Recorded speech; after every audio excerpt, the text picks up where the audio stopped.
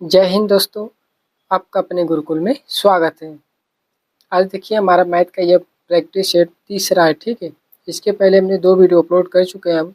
उसका link description में, आप लोग वहां से भी उसका वीडियो को देख सकते हैं।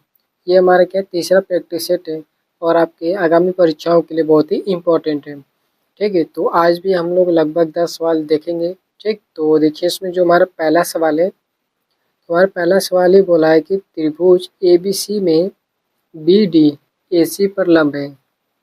ठीक है, BD जो है वह AC पर लंब है। तो इस तरह से हम एक त्रिभुज बना लेते हैं।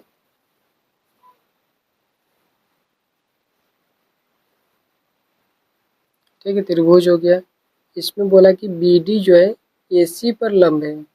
तो AC पर लंब यानी कि A, B और C। तो B और D, ये इसको D मानेंगे। तो B और D जो है AC पर लंब है, A और C पर लंब हो गया। और त्रिभुज DBC बराबर 16 डिग्री। क्या है, D, B और C यानी कि इसका मान कितना है 16 डिग्री। ये आपका 16 हो गया। और इसमें है कि EBC पर एक ऐसा बिंदु है, B और C पर मान लेते कोई बिंदु E है। एक ऐसा बिंदु है कि कोण CAE और E, ये यहाँ पे CAE कितना है, ये आपका 51 डिग्री। तो कोण AEB का माप बताना है। AEB यानी कि इसका मान बताना है हमको। तो देखिए BD और C, BD जो है कि AC पर लंब है, तो लंब है यानी कि ये कितना होगा 90 डिग्री होगा। और त्रिभुज DB और C में, यहाँ पे देखिए त्रिभुज CDB में, CDB में ये आपका तीनों त्रिभुज के तीनों कोणों का योग 180 होता है। एक 90 हो गया, तो इन दोनों का योगफल भी कितना होना चाहिए 90 होना चाहिए। तब 90 और 90 180 होगा। तो ये 16 डिग्री है, तो ये वाला कितना होगा, ये आपका 16 4 हो जाएगा 20 और 7 90 यानी कि 74 डिग्री होगा। यानी कि 74 16 90 प्लस 90 180 हो जाएगा। तो ठीक है, तो इसमें हमारा कोण C का मान कितना आ जाएगा 74 डिग्री। ठीक, तो अब इसका मान निकालना है। तो अब एक और देखिए, यहाँ पे एक प्रमेय होता है कि मान लेते ये हमारा x है और ये क्या है y है। ये x और ये y है। तो त्रिभुज के आंतरिक कोणों का योग जो होता है वह बाहरी कोण के मान के बराबर होता है। तो x और y है, तो ये हमारे कितना हो जाएगा x प्लस y का मान हो जाएगा। अगर ये 20 होगा और ये 30 होगा, तो ये वाला कितना होगा 20 प्लस 30 50 डिग्री होगा। ठीक है, तो इसी तरह देखिए ये भी है। इस तरह से ये जो त्रिभुज बना है यहाँ पे बना देते हैं फिर से।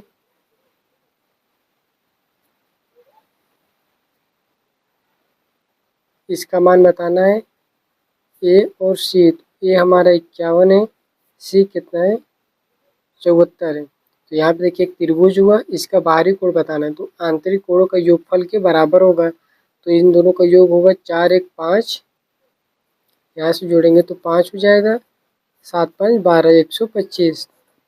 तो ये वाला कोण का मान कितना होगा 125 डिग्री हो जाएगा।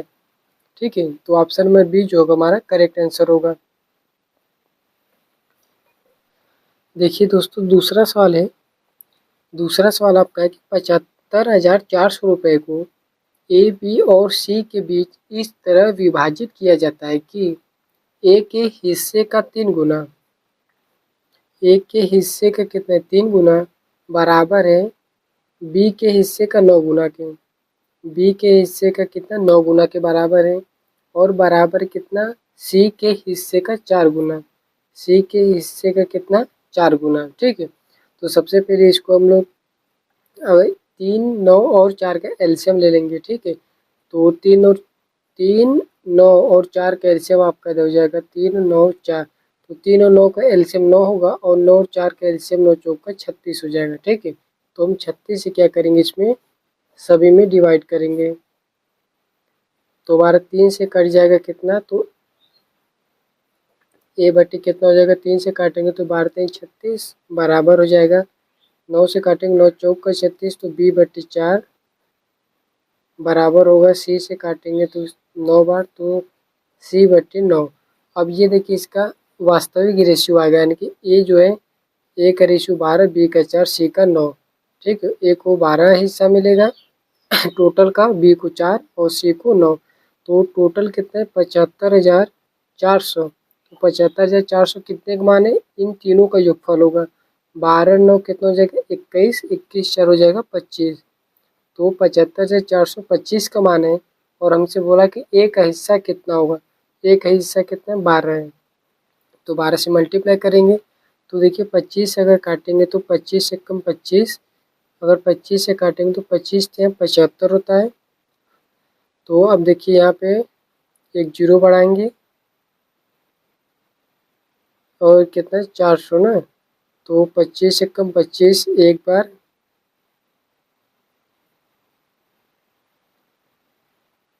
और बचेगा कितना 25 से कम 25, तो बचेगा आपका 15, 150, तो 25 छक्का 150। ठीक है, तो 3016 गुणे 12, इसका गुणा करेंगे तो 12 छंग 72 की 2 हासिल 7, 12 कम 12 7 19 की 9 हासिल 1, 12 के गुणा जीरो में करेंगे जीरो और एक हो जाएगा आपका 1, 12 3 36। कितना आंसर आ गया 36,192। तो 36,192 देखिए option number A B C और डी। तो ऑप्शन नंबर बी जो है आपका करेक्ट होगा 36,192।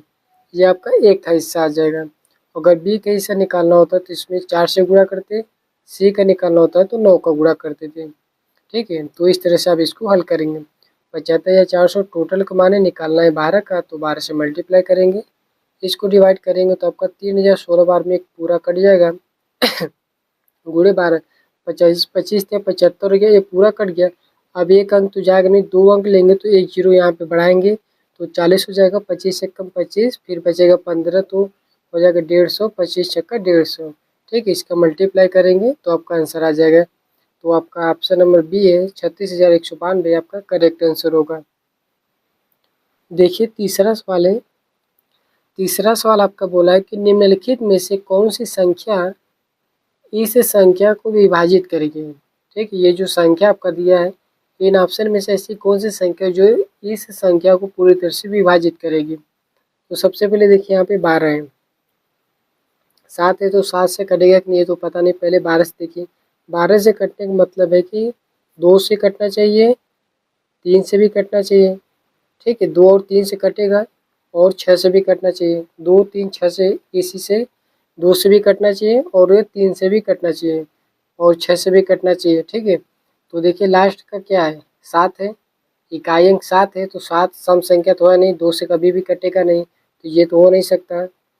ये लास्ट में फिर ये 2 है, 2 से भी नहीं कटेगा तो ये भी नहीं। ये 6 है, 6 से कटने का मतलब कि 2 से कटना चाहिए और 3 से कटना चाहिए। 2 से कटने का मतलब कि यहाँ पे सम संख्या होना चाहिए, तो ये भी नहीं होगा।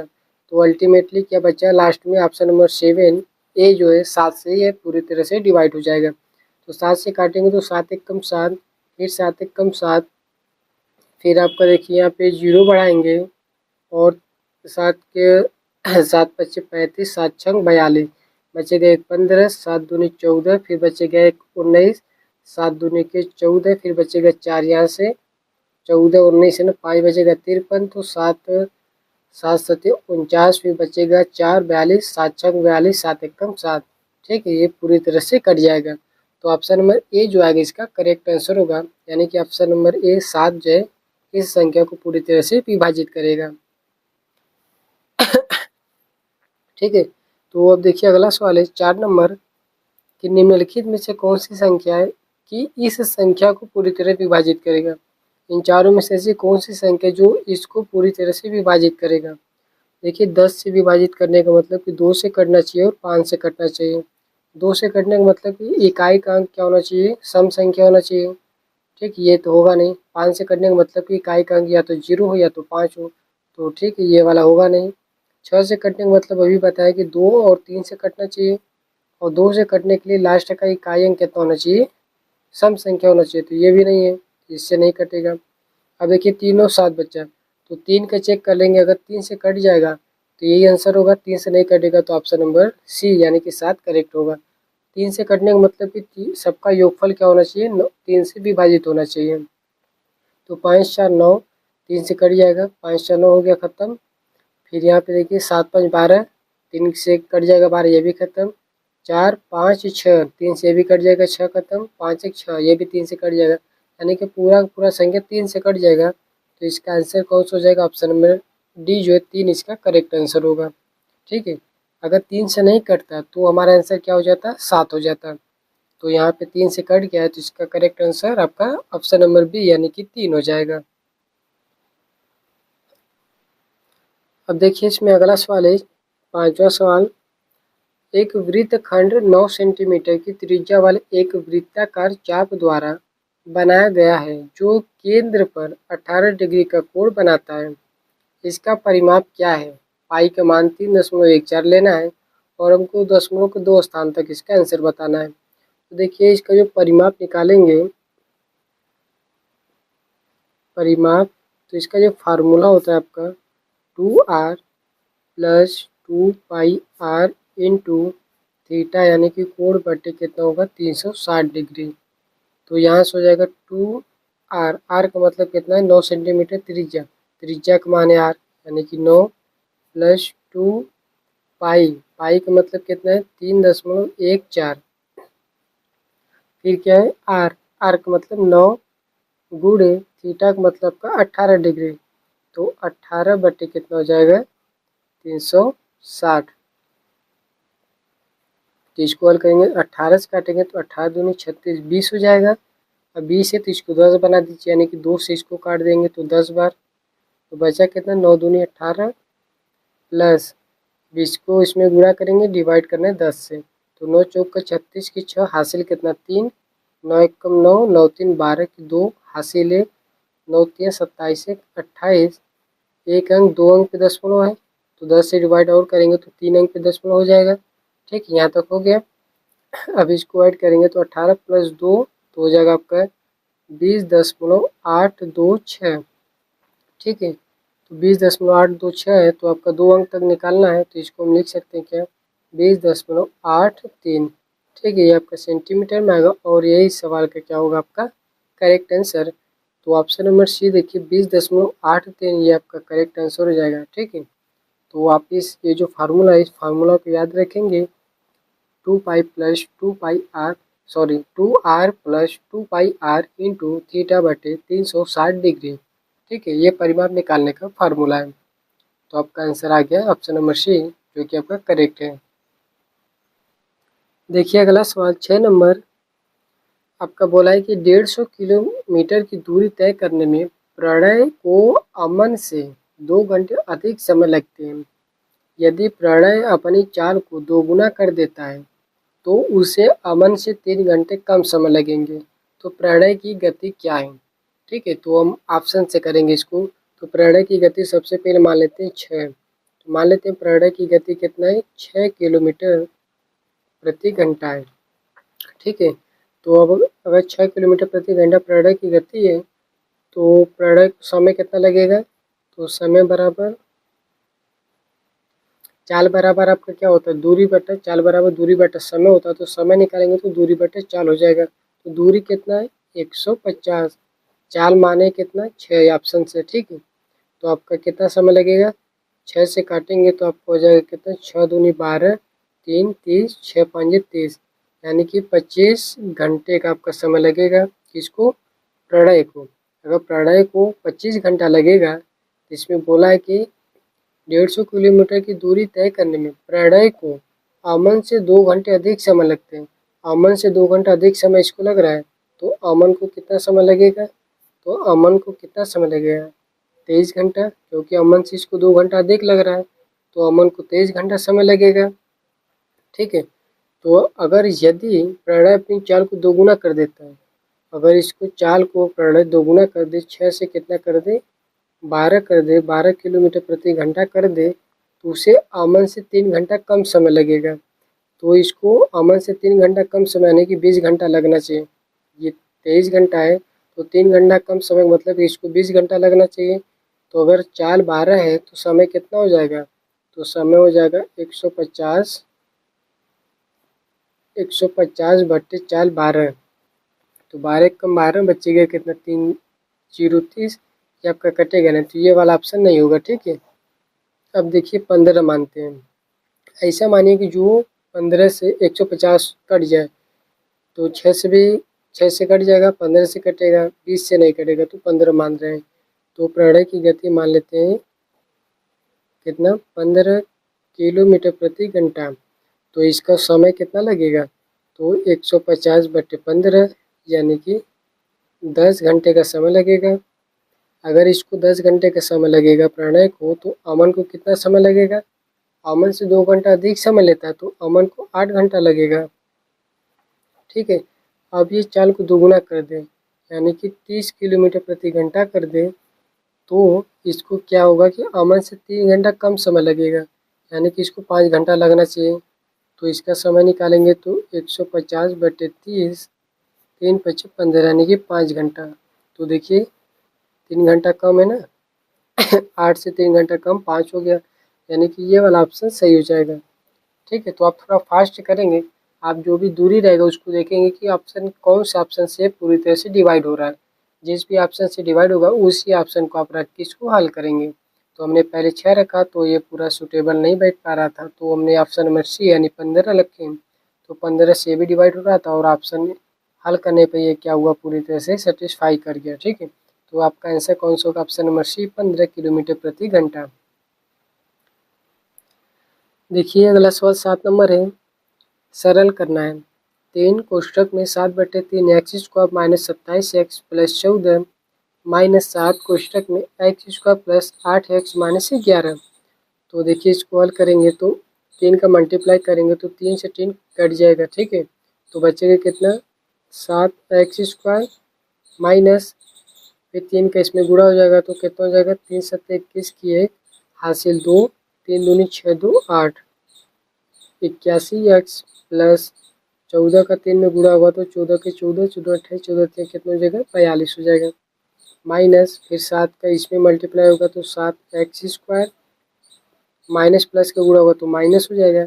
8 7 कितना हो जाएगा, 56x, फिर माइनस और माइनस का गुणा हो जाएगा तो प्लस, 11 7 77। ठीक है, देखिए minus minus plus 7x square दोनों कैंसिल हो गया। अब देखिए -81x है और -56x है, तो माइनस माइनस क्या हो जाएगा, जुड़ जाएगा, तो हो जाएगा आपका 7 8 5 13 137 माइनस 137x प्लस 4277, तो जोड़ेंगे तो 9 7 4 11 119, यानी कि आपका आंसर कितना आएगा, -137x प्लस 119। तो देखिए -137x माइनस 119 है, नहीं होगा, प्लस में 137 ये नहीं होगा, -137x प्लस 119, ये आपका correct answer option number C जो कि आपका करेक्ट होगा। ठीक है, तो इस तरह से आप इसको सबका मल्टीप्लाई करेंगे, 7 और 7 दोनों कैंसिल हो जाएगा, जो बचेगा उसको जोड़ देंगे, आपका करेक्ट आंसर आ जाएगा।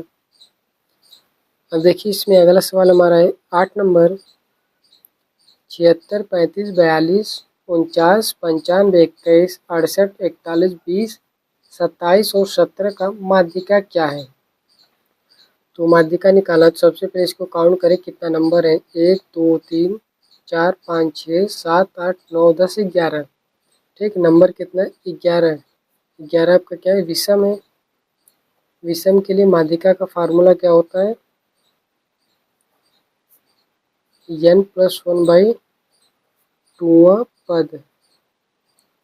ठीक है उसके लिए सबसे पहले इसको क्या होगा कि बढ़ते क्रम में लिखना है, यानी कि सबसे पहले सबसे छोटा, फिर उससे बड़ा, उससे बड़ा, उससे बड़ा करके इसको क्रम में लिखेंगे, उसके बाद ये फार्मूला लगा के हल करेंगे। तो n का मतलब 11 है, 11 + 1 12, 12/2, यानी कि 6वां पद जो आएगा वो आपका माध्यिका होगा। तो सबसे छोटा संख्या से 6वां पद हम लोग निकाल लेते हैं। इसमें सबसे छोटा आपका देखिए 17 है, एक नंबर, 17 के बाद 20 है दूसरा, 20 के बाद 21 है तीसरा, 21 के बाद देखिए आपका 27 है तीसरा, के बाद चौथा, 27 के बाद आपका है 35 पाँचवा, 35 के बाद आपका कौन सा है, 41 6 नंबर। ठीक है, तो आपका छठवां पद कौन सा हो गया 41। तो 41 जो आएगा आपका correct answer, option number B जो होगा इसका राइट आंसर हो जाएगा। ठीक है, तो आप लोग इस तरह से फार्मूला लगा के हल करेंगे। ये आपका सम विषम के लिए होगा। यदि n का मान सम संख्या होता है, सम संख्या होता तो जो फार्मूला होता माध्यिका का, तो क्या हो जाता, तो n/2वां पद प्लस n/2 प्लस 1वां पद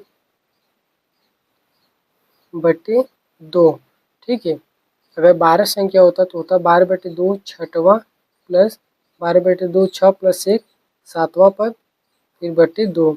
छठवां पद जो भी रहेगा इसमें 41 हो गया छठवां पद। सातवां पद अगर लेते हैं यहाँ से तो 42 हो जाता, प्लस 42 बटे 2 करते हैं, इनको जोड़ के 2 से डिवाइड करेंगे तो जो आएगा वो आपका माध्यिका हो जाएगा। ठीक है, तो ये दोनों फार्मूला आप लोग याद रखेंगे। देखिए 9वां सवाल है। 9वां सवाल आपका है कि दो दिए गए स्टेशनों के बीच रेलवे ट्रैक को 22 दिनों में बिछा सकता है, यानी कि ए जो है रेलवे ट्रैक को 22 दिनों में बिछा सकता है और बी उसी काम को 11 दिनों में कर सकता है। बी जो है 11 दिनों में कर सकता है। सी की मदद से वे, यानी कि ए प्लस बी प्लस सी की मदद से वे यह काम केवल 5 दिनों में कर सकते हैं, तो सी अकेले इस काम को कितने दिन में करेगा। ठीक, ए अकेले 22 दिन में कर रहा है, बी अकेले 11 दिन में, और ए बी सी दोनों साथ, तीनों लोग साथ में करेंगे तो 5 दिन में हो जाएगा। तो हमको सी का बताना कि सी अकेले कितने दिन में करेगा। तो सबसे पहले इन सबका एलसीएम निकालेंगे, तो 22 और 11 का एलसीएम 22 होता है, और 22 और 11 5 का लस आपका हो जाएगा 22 पंजे 110, तो आपका ये एलसीएम हो जाएगा। ठीक है, तो 22 का इसमें जब ए का क्षमता निकालेंगे तो कितना हो जाएगा 5 बार, और ये बी की क्षमता 10, सी की क्षमता हो जाएगा 22। ठीक है, ए का मान 5 है, बी की क्षमता 10 है, तो सी की क्षमता निकालेंगे तो ए और बी की क्षमता कितना 10, 5 और 10, 5 प्लस 10, और सी का मान निकालना, टोटल क्षमता 22 है, तो सी का क्षमता कितना हो गया 22 माइनस 10 5 15, तो सी की क्षमता कितना हो जाएगा 7 हो जाएगा। ठीक है, तो टोटल काम 110 यूनिट है, सी की क्षमता कितना 7 है, तो 7 से डिवाइड करेंगे तो हमारा कितना हो जाएगा, इसको डिवाइड करेंगे तो 7 एकम 7 बचेगा 4 0, तो 7 बचे 35, फिर बचेगा 15 सही 4/7, इतना दिन लगेगा सी को काम करने में। ठीक है, तो 15 सही 5, ये बचेगा 7 बचे 35, तो 5 बचेगा। ठीक है, तो 15 सही 5/7, ऑप्शन नंबर ए जो है इसका करेक्ट आंसर होगा। ठीक है, तो आप लोग इस तरह से ये सवाल हल करेंगे। तो देखिए था हमारा 9 नंबर सवाल, और ये आपका ये वीडियो का अंतिम सवाल था। ठीक है, तो आई होप कि वीडियो आप लोगों को अच्छा लगा हो। वीडियो अच्छा लगे तो वीडियो को लाइक करें, चैनल को हमारे सब्सक्राइब करें, और अपने दोस्तों को भी शेयर करें जो भी इस बार रेलवे का एग्ज़ाम देने वाले हैं। Thank you.